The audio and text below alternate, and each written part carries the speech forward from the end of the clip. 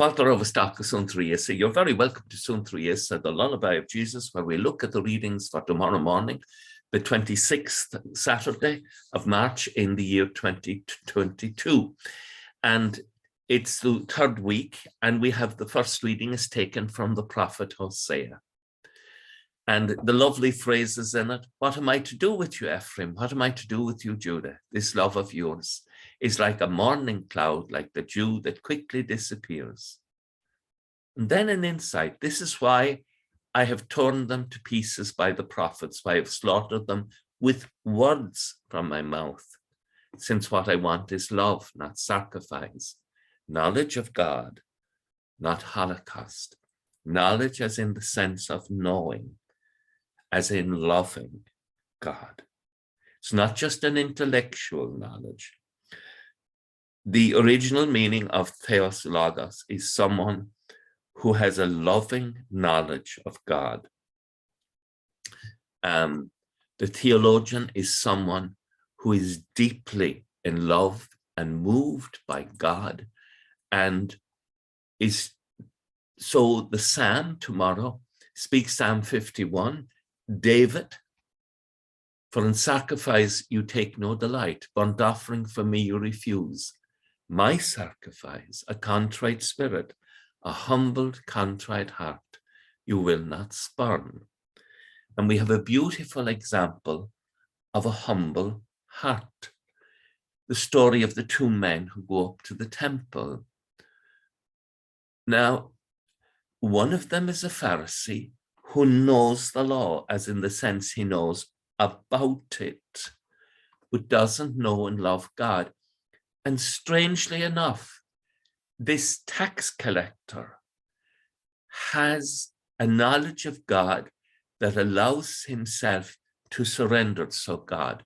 So let us listen to the two. The Pharisee stood there and said this prayer to himself. Now that's hugely significant, because even though he thinks he's praying to God, he's actually praying to himself. I thank you, God, that I am not grasping, unjust, adulterous, like the rest of mankind, and particularly that I am not like this tax collector here. I fast twice a week.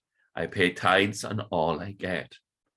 That he should attribute whatever goodness he has to God is worthy, but that he should stand in judgment of people he knows nothing about is a rejection of God's command that we love one another.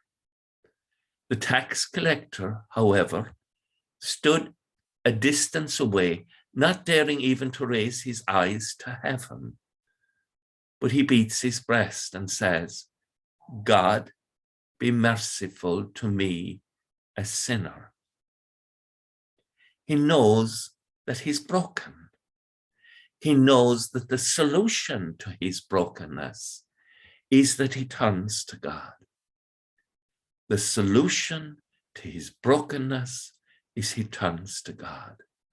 And the solution to your brokenness and my brokenness is we turn to God and develop a relationship of profound love for him. Of late, I've observed lots of people praying in public, and we can retain very childish ways of praying.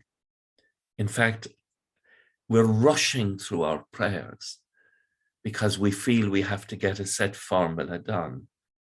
It is better to pray and put the emphasis on quality, like the tax collector in the gospel today. What he has to say, he doesn't rush, he's sincere and goes right to the point. God, be merciful to me, a sinner. And may God be merciful to you and me, sinners. And if we call upon his mercy, we shall most certainly receive it. If we call on it from a humble heart, God will abundantly pour out his graces upon us. With thoughts such as these, let us go to our beds Let us pray that we shall awake in the morning with the praise of God on our hearts and on our lips. Agus go manana dia ila cóchtach sibh a mar agus spirit neamh. Amen.